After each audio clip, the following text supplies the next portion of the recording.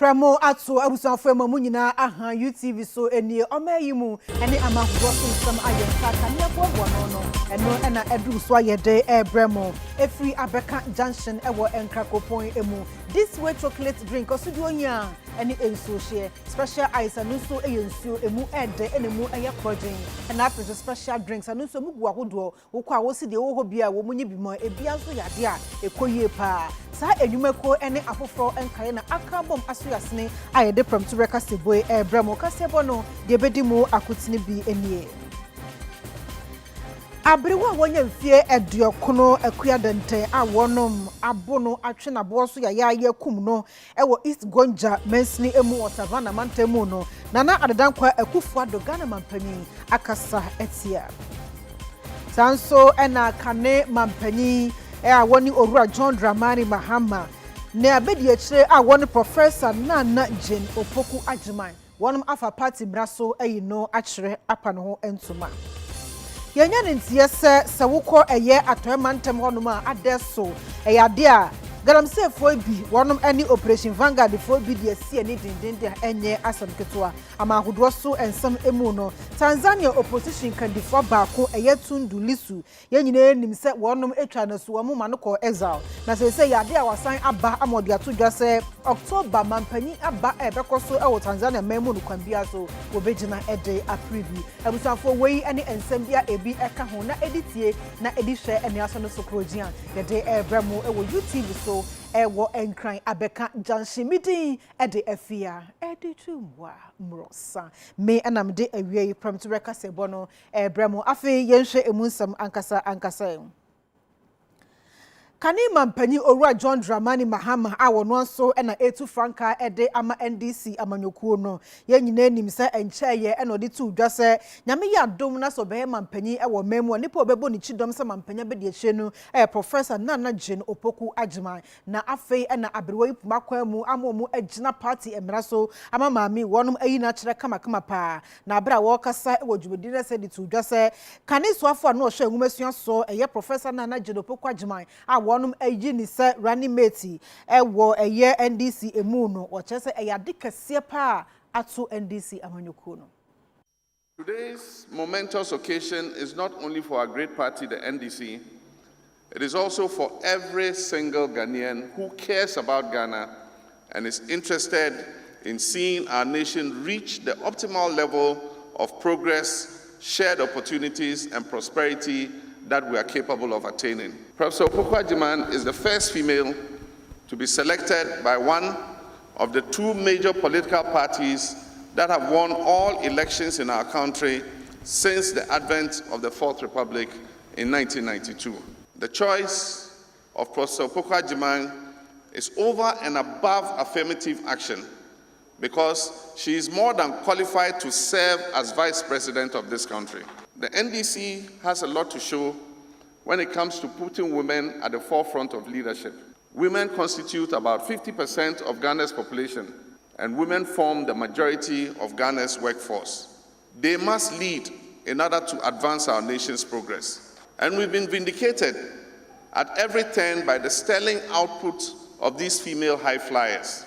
It was the NDC that presented Ghana's first female Speaker of Parliament, the first female Foreign Minister, the first female Attorney General, the first female Chairperson of the Electoral Commission, the first female Chairperson of the National Commission for Civic Education, and the first female Chairperson of the Council of State, and indeed many others. There are a host of other key positions where our women have distinguished themselves and elevated the name and image of Ghana by their first-rate performance. With Professor Opoku Ajiman, the NDC has once again stayed our true course and advanced a step further in our established philosophy of inclusivity by boldly presenting one of our best in intellect and character as our party's running mate. Together with Nana Jane, we will work with you, each and every Ghanaian, to place our country back on the track of progress and opportunities for all and shared prosperity. This we will build on the foundation of social justice, self-belief, unity, integrity, transparency, and accountability. I was glad when one of her sterling contributions to academia and healthcare as my Minister for Education was announced to have sequenced the genome of the virus which causes coronavirus disease. And I'm referring to the establishment of the West African Center for Cell Biology of Infectious Pathogens. Many people do not know that she led the creation of that institution. Pleasure to present to you our Vice Presidential candidate, Professor Nana Jane Opoku Agyeman. With the first up.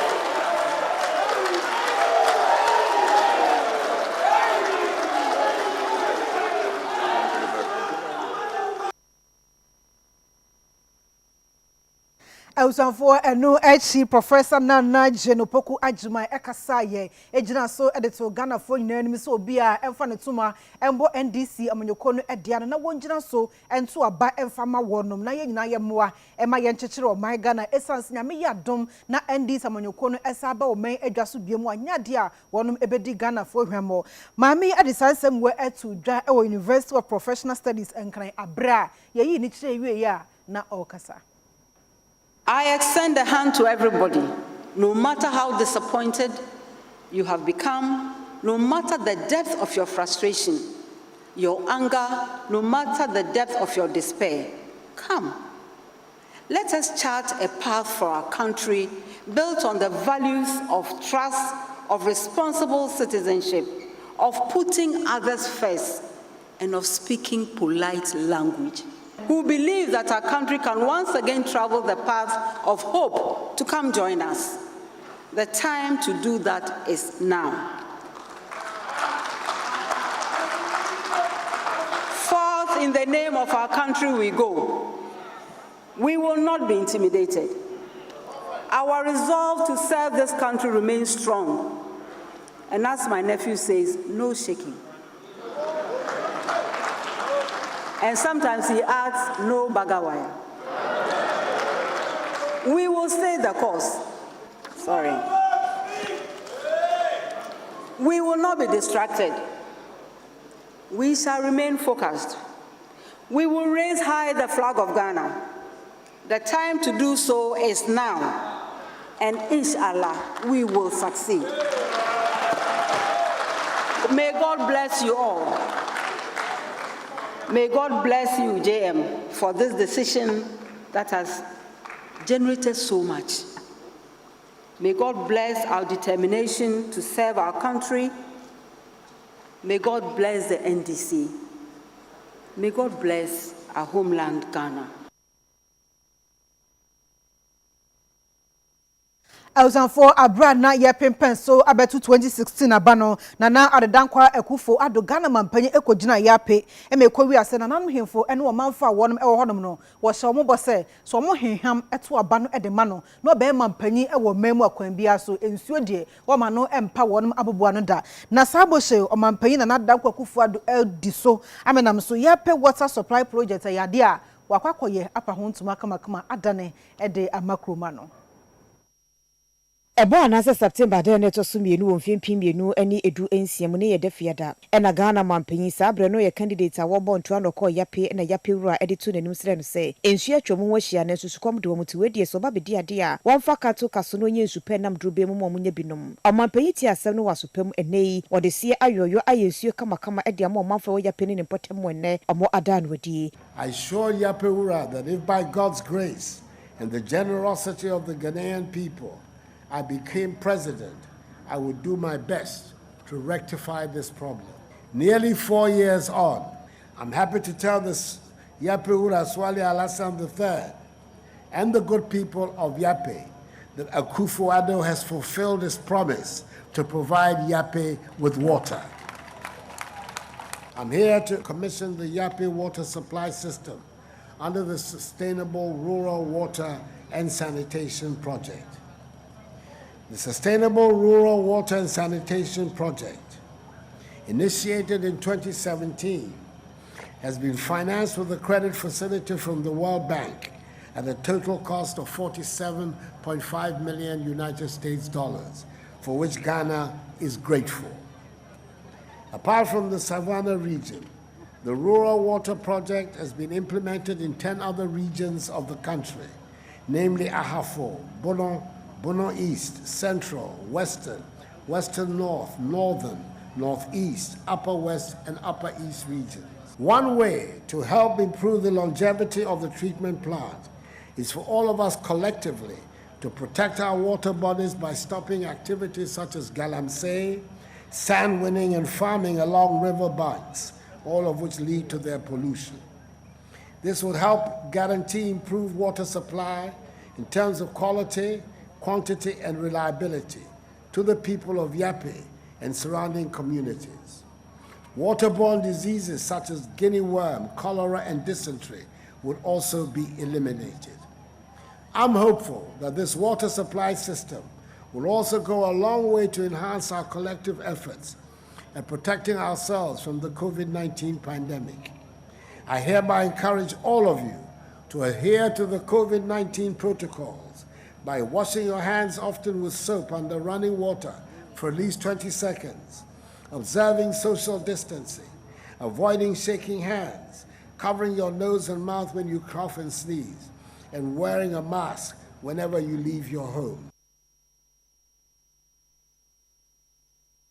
Akuya dante eye abrewa wonye mfie eduokunu 90 years ni hwani kanika kafaba ewo East Gonja ewo Savannah mantemu enowo yabone subuo ese eja oyebayifo enamso amomo ahene niye abro no atwene wo foma na yakayaka de dufu na enamso mami ato nananom ewo ensiedo na sa anyambransami akoso ewo Savannah mantemu no ena ye mampanyi na adodankwa ekufuado akasa etia Eno akuya dente ya bre onye mfishie diokru 90 years Africa faba kronimu ewo East Gonja mensimi wa Savannah region na konfo bi kire se wo ye beifo na wono na mabu no enye yie ena wi akete maburi kwa tripa mi ede ni besi awiemu omo hyase so mo bo no maame ne tiatie mepa mo twamenye beifo mu nyame na so da omo antiase omo bo maame na akopim se wojemu Ghana fo aka ho asema ma Ghana mampanyin so atibi ode na no atumo ena wo kire se Ghana ya bakosem kropuri ka asem na se yede yesi kubisa abrewa se abrewa nyansa ewo ne tiri nyansa mketo akra enti adenti na obi wonye mfinshi aduokru 90 years mutimi siba mo no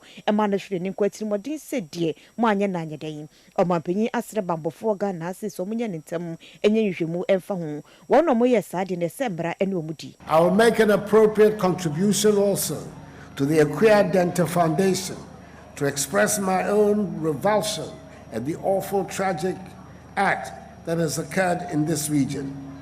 It is vital, as the regional minister said, that it should not happen again, and we should all work together to ensure that never again do such acts disfigure the face of our nation. I hope that the quick response of the police will lead to the rapid administration of justice in this unfortunate matter. Enoya Zoomla Ghana Limited adwumako no omo ebobo ewo memu na wagina so ede akon atia COVID-19 wamoa ewo omemu no wonu makwakoye bi Framantem Volta region na yensem twani David Oforisa for Bongo Difara wonu ene di akire ekoye.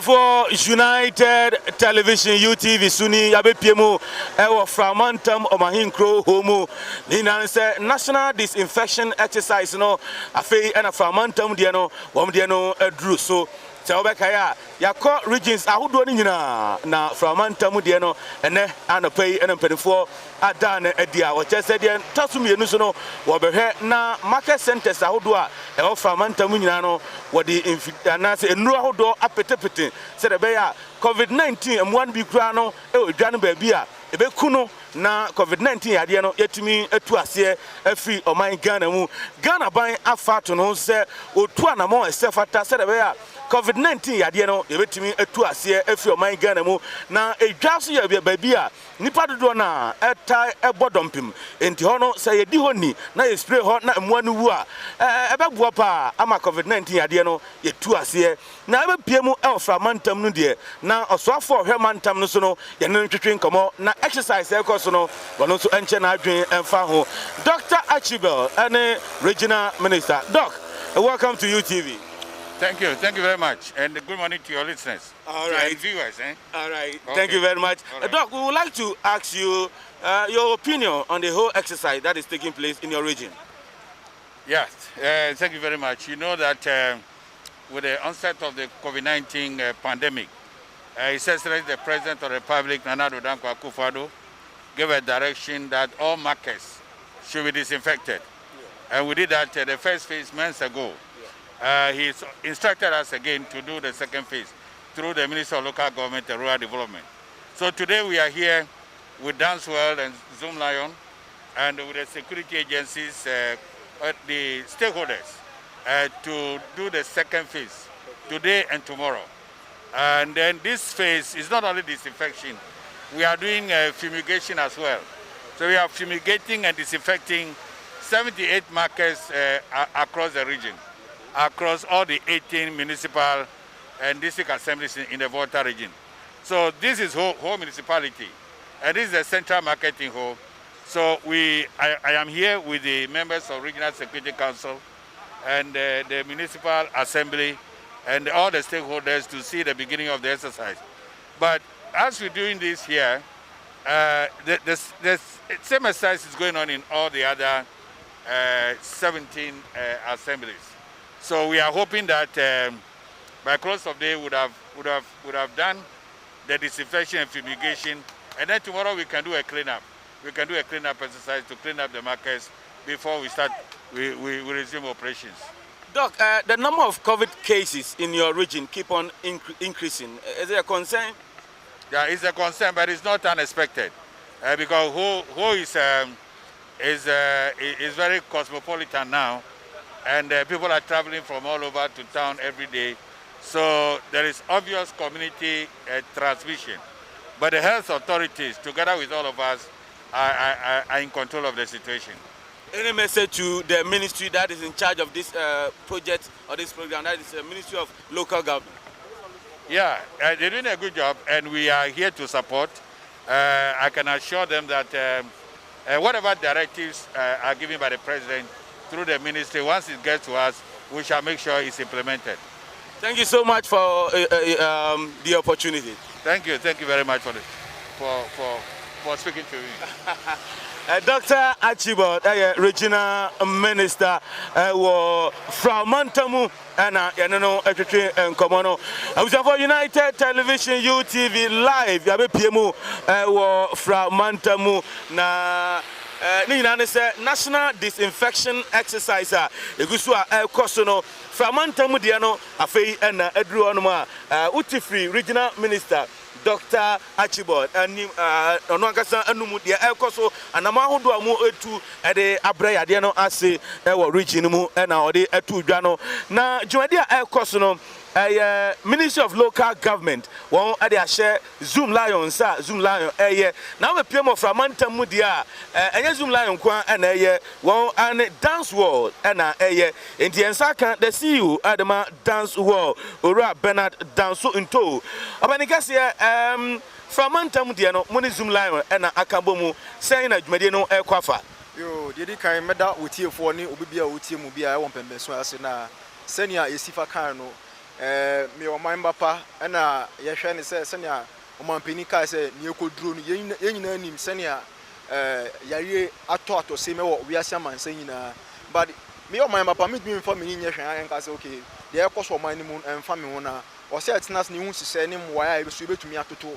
nti ye na hwe se okay senia ekosini de ya dance world and Zoom Lion o se ye tinas na kan se boom ne hu kwan be den be ba so de edi se adwuma no na yes se wombra ya ba hai ye fa homa ani hen oban bo ani ntina ya ba se bedi se dwuma se ne be obi bia ho be to no ntina enne anopa we ye gina ye di se dwuma we wa se CEO Adama Danzo ebeda se yenko Zoom Lion so regional minister and so nyen entry and go please you tell us your name.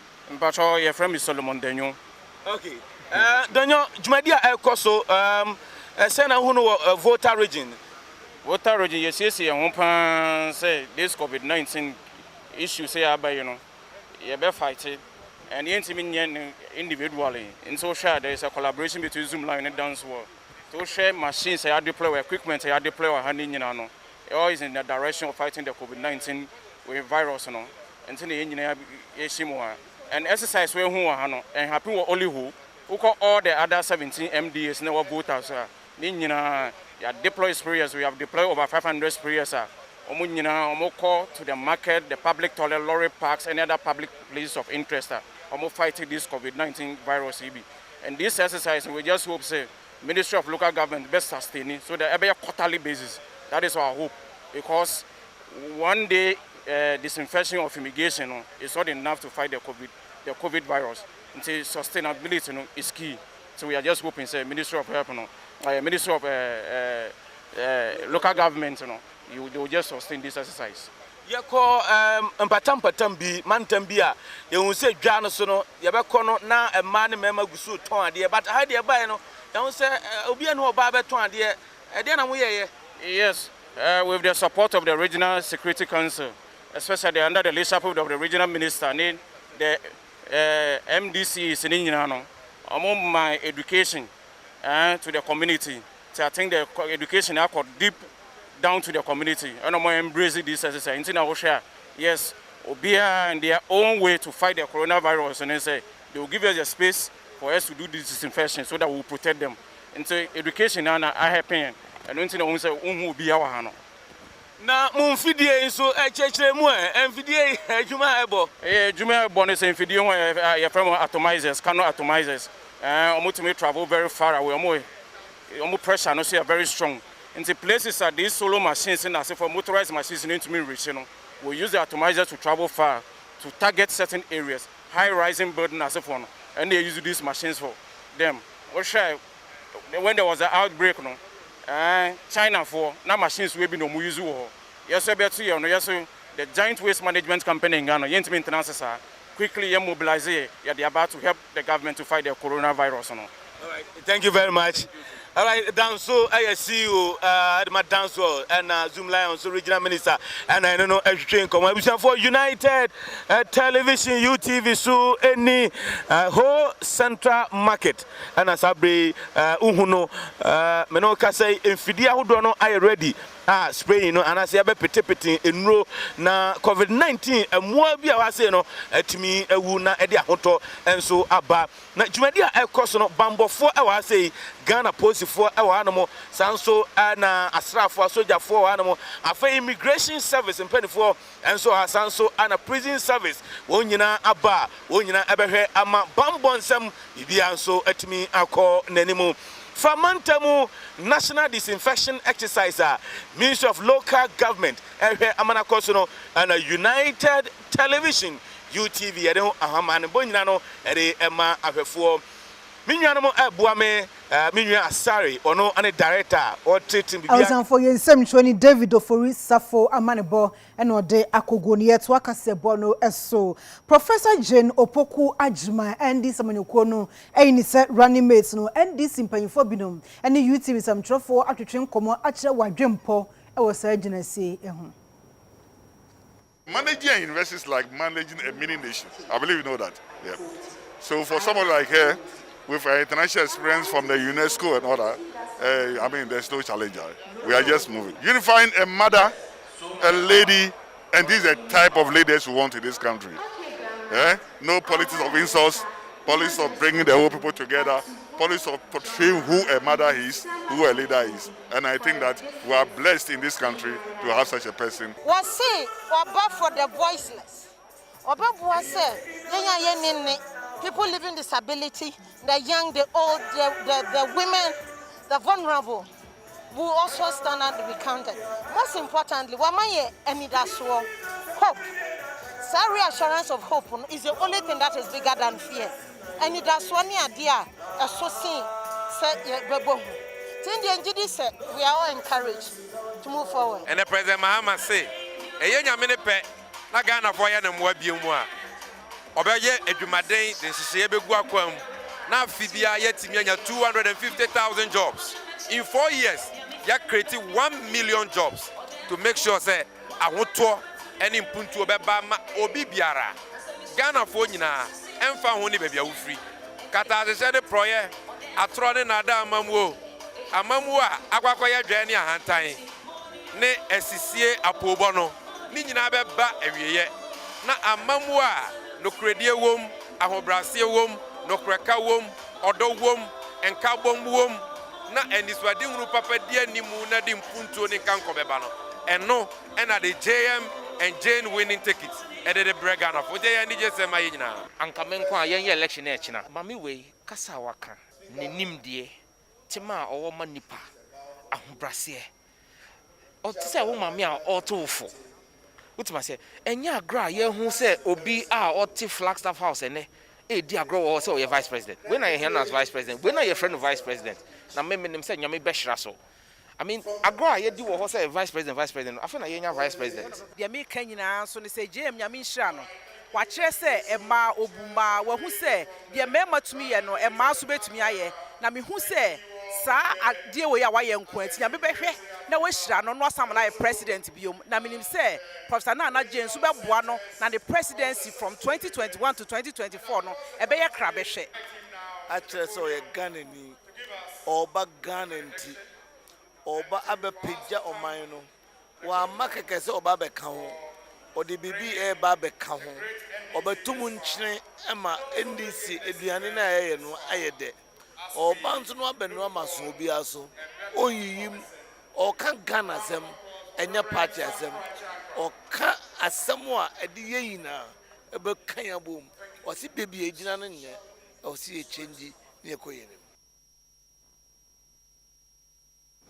NPP General Secretary woni Owura John Boadu woni ahafo regional MPP empanyufo adwemtenani kwabena owusu sechere edi wanimu no wonom aka abom akọ afro ewo registration centers ahodo ewo Esutifi South Esunafo South na afa Tano South ani nyinada ewo ahafo mantamni mu akọhwese de dinchiro no esikoso ebia ye peaceful ye nyina ye edwuma amana ayefe ahesa and I believe say the American NDC near politics in one nka politics kwa uhia pulling agent because be amba we are so mu pe na ni brain niema na critical until electoral commission for no there they bobo ma baso for the first time in their history every day on my daily report of nipa dodo abe register ma dodo ewomu mema dodo omu ages ni niema nyina ti aboa ma political parties na no your records of nipa dodo ni nyina omu be wi answer na omu be exhibition of the voter register no ni ekra record ne dada we can go and compare some mistakes we wo money niema na anti me give this contrary to the naysayers enye the court ni niema no bibia koyie so far but enwie said the can last days are dangerous the eguso aye monitor your party for ebo mabaso the regional party ahokeka constituency party electoral area coordinators polling agents other members of the party omu bua wa kwanya nyina omunya to support the polling agents in this exercise aye me gidi say koyie and answer na 40 days ni bedu no na ye nyina ye nya register credible register one integrity na ye to about December ye president na Ghana for na ye president kane no sabe ye registration ana ye any exercise be electoral commission oba ye ahafo in general eja dem ba nyame ada roma ye nya mampanyini a wono a hye mbra sa ampa atutura sem be ne nye ho party for so esansa yen ye bɔ mampanyini chi dom ya gye atum se yen tena ho ma basabasa ye ma ahafo no ende me no kasai de koso nyina ayi wanim sem bibia da na kwa mu bɔkɔ kuyaye eyo oman Ghana echiri kase achese boa emasikasam su etumi koso ye pa na no enopanyi awoda awrokacha no ewa santimantemu awone Reverend John Menu akasa ede atudwase wo behia pa se ye hyase ede abefunim de kakra ewura kuyaye mu na no betumi aboa ama no akoso ama kuyafo da ye sonso etumi abamukama Asante Mantama Kwanchefo Penny Ono and da agriculture ano Mechre regional director Edema Minister of Food and Agriculture the same way etuja emra entity sonko ekoso ewu kumanse wa Asante Mantama ni nyina so omo ye edema mpanyimfo a womo ene hwe agriculture so yebeka se agricultural directors ena afi omo twaka efa kuaye nsem ho na no ena wona YouTube nsem trefo atwetwe nkomo na wo kire se wo hwe kuaye nsem a efri emre tentini eno ene kura oman a potokasem yebeka se ye backbone edema ye economy na nunti ena saa ntete ye sonkui aba sire be ye kuafo bedi ye na oman no so be fa ne ntoma pa efra edum pepeso a ese sachire neoma mu ehun sesese aban den hihye foforo aba ama ene enam abefu kwan so edane ye kuaye mu enti na ko yese akohia se ye nwoma na krata aban ho hihye wu mu a yedi ema ye kuadwuma akoso oman mu no ese sachire mu ibi a na mmerɛ atwa mu no na enioma ye nyina no emoa binum enkanka sesei no aban botane sɛ ɛyɛ mabunu no ebetimi aboa mu na omotimi asokua adwuma mu yi yenim sɛ ne aban hyehyɛ mu no ka bibi te sɛ one district one factory nyina ye de kuaye enioma ayefa sɛ raw materials de begum enti na sɛ ye nhyehyɛ papa ebetimi aboa masa aban ni so ade ho ema kuadwuma no ebetimi afa ne ntoma pa efra na oman no so atumpo afi wei no yehwa otwedi ampon atonsupa amaye oman mu efise ewum se yare boni covid-19 eba besinsan ikomu de nanso kuaye no ekoso utimu se uko yemfumu a enioma nyina ekoso yi na megitum so se eye minus season ebeba yi eno so no se de hya ase eye major season minus season so enioma bekoyi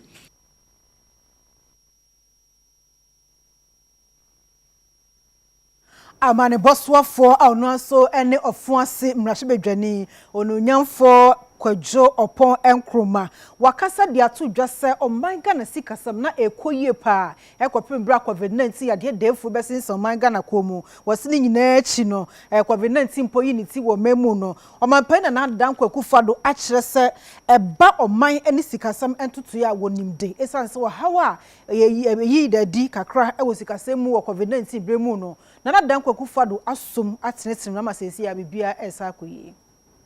Mr. Speaker, Ghana was on a clear trajectory until COVID-19 hit.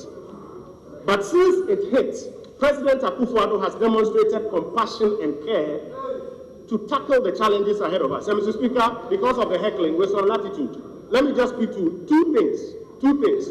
The President has spoken about protecting lives and then livelihoods. In the first instance, he has moved boldly to ensure that there's significant investment in preventive logistics to save lives. Additionally, Mr. Speaker, the President, as I'm sure all Ghanaians attest to, has provided free water, free electricity for those on the lifeline.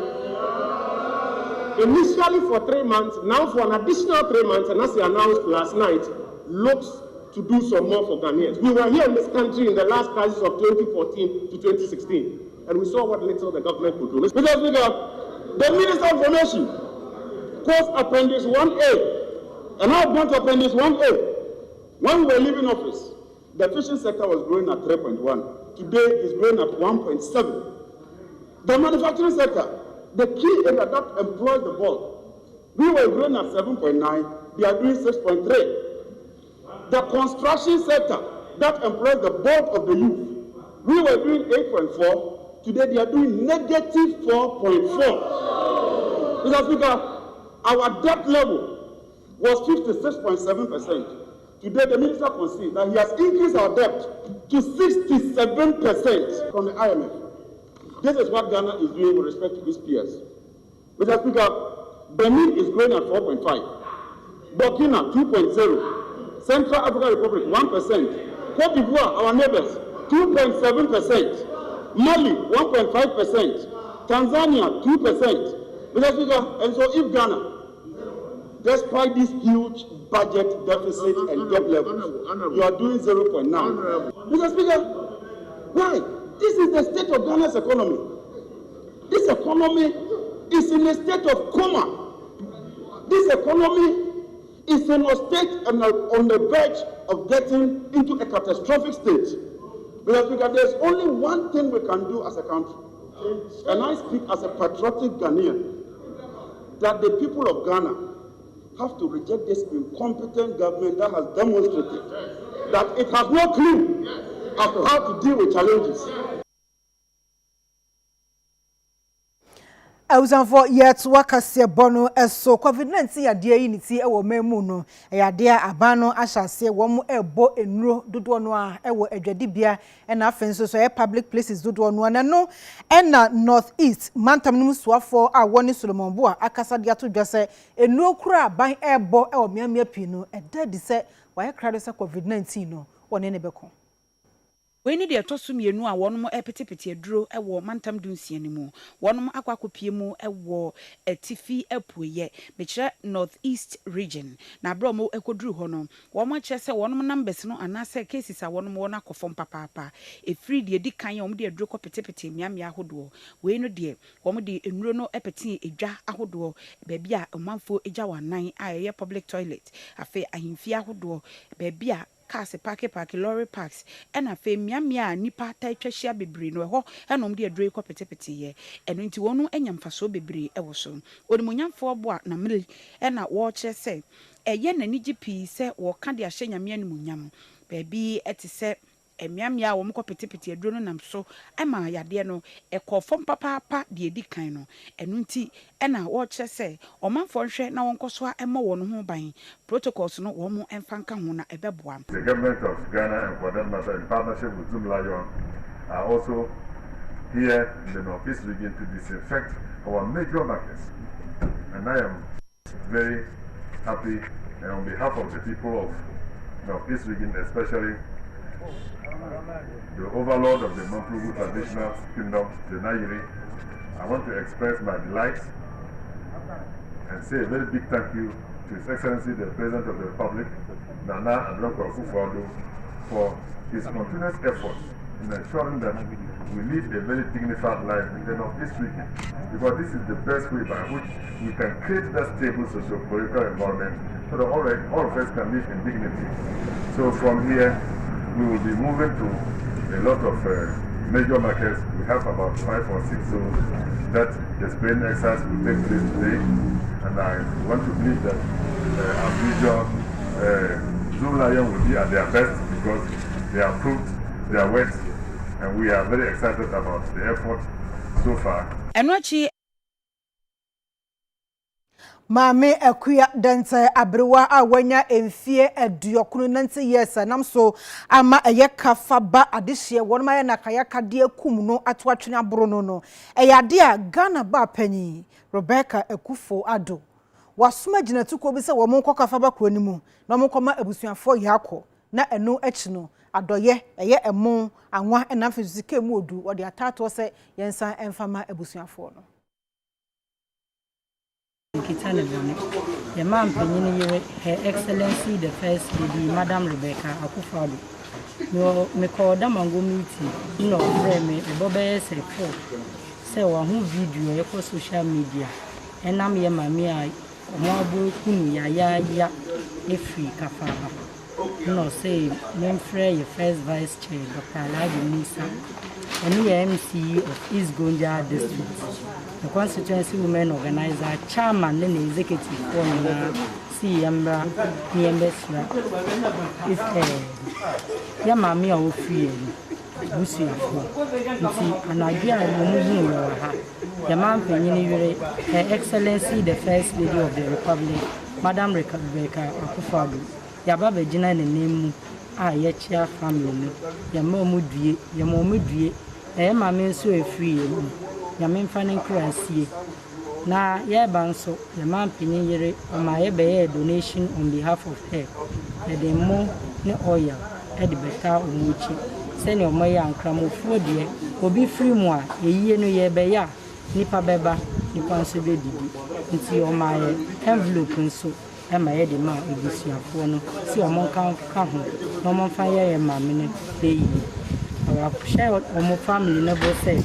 Ya mami no free mo asam no ayadea ahye no anko pese ono ankasa MS family no nti no so mami me ne MC ni me first vice chairman ne ne executive for nyina ene me hard working women organizer say yemra ne yembegina na nimu ne yemre family ni dwi na justice nso oyobi obehwe ho se ne ebe ya ebi nsi da ewo ye region yini aba o ka we bi no me nka ne se minua no minua pini nti mina yeri asise mina minni animu mra ye ayi se ahohwe ni nya keka ho ya mama we friend ne se ayi eno ewura ya damase debri nya moye se muwe boyen na yasu yini aba ayi na manya mre na mode akede kesisi abreyen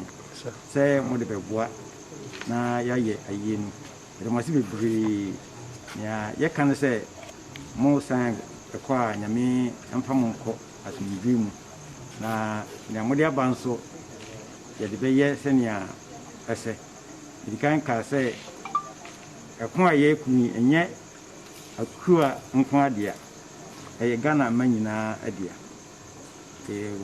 wishimu se okono bekoyie ama manyina na ye hyemo nkranso se nia mode abeyi de beye ayi pepepe amambre ekwan yeso se fadi koma obi na ukwa wonya wosa yeso yewo kakra ye de bema amude apapa kirimpenyi ko no se yekoye yekoto oninu na nya wode emani eno ena be kire se ba wode nsumade no ekoye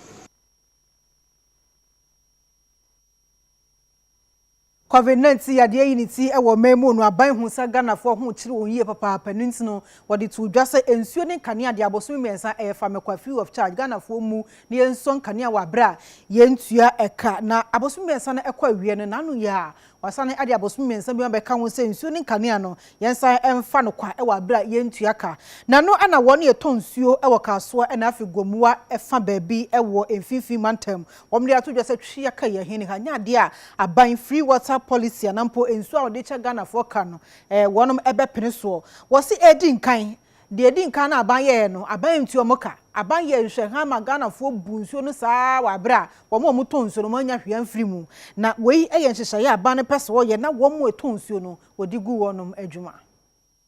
To say the previous week no ma ye hwi ye nti hwi until this time yeah biom yeah fa che biom because my hwi tank no yeah to and yeah tuaka line no yeah tuama ECG for answer na ma yeah ade no ma say yeah di ma free yeah nti hwi until yeso yeah ntimi fa ma free biom yeah ni bi wo ifi ya yisu yeto se na ntino nipa no ono so akotwe ni business o ndie onye de benze omonte so kakra mai se na first no ko ya omo ye mai na omo ton no 50 pesos a omate so omaye ne 20 pesos amaye se na be ya omo so bi kakra ade ato bi a kedi anase omo tanks na de omato no mbetima de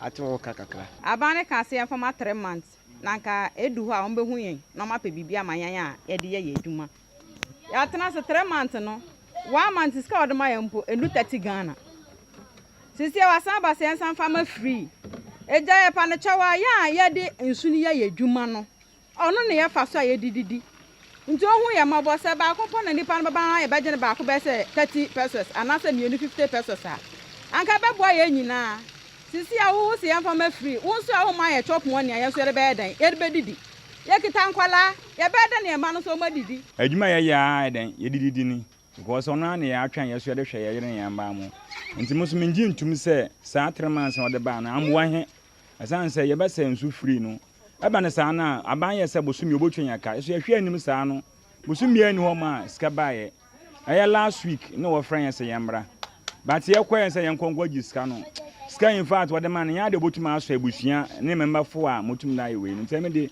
megitum se ya da ye ba pene se saa 3 months no so asan be bi oni ansan na mfensu ma free boso me ensan me kura bosa na ma wo foforo na me hye dem na ba ma lockdown say mo obi anto so edin so ni ma free ye ha no edin mo obi na nso abana ma ye hwe boso me Friday ya na ye fresh ye mna office ye ko office 100 cedis spend ye de mind me ngi ndi say free na ebe ye yie bi.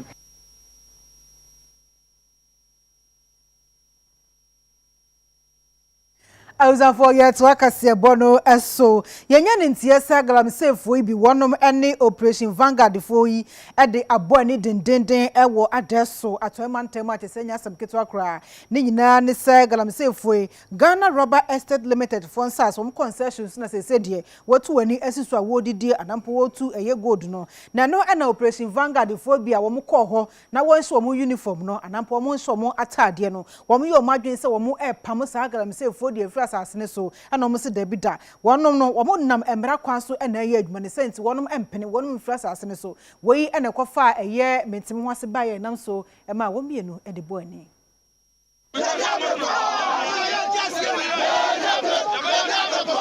ya yankofo aben wa boyen wo ka ene na quantity for community mining oye takwan so aye imprisia oye bogos we ne wo boy community mining. This is the time Hunter West and so your community mining wo boy am hen impemfu bi o Hunter West up to presidential bi anim the Hunter West adwuma ye den all kodini sisi an ye wo ha and police for the atubay what to pop ye wie ho and ye den onya bone ne ye den yele ye oye community mining na ahemfo no worries assassin what am government don fama what am Hunter West the one for your community mining nti ye wo ha you have protection adibiala graph so waka de yenye ama rubber no wonto ne yaye den yaye government na quantity mu wa che ne se ye wonduam ye wonsum ye baby ye bienim ha wo ye besia manager assembly den omba nti ene o ha no government amen card one na akọ wa certificate nti is more than back of be 10 wo ha ye hwe there problem behind onsi ye wo ha na wo so YouTube what's there ye bubu rubber ye hwe rubber so no ye yom panka wa ba ho ko see am believing nti ha wa ba no adibia wo ha wa say no one can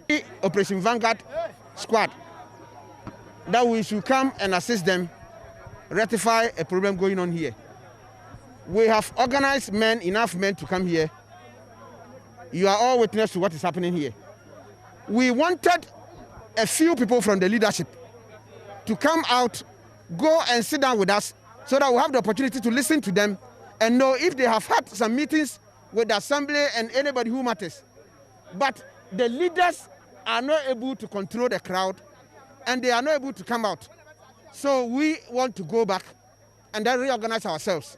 And whatever happens, I don't think the leaders will get the other chance to sit with Vanguard.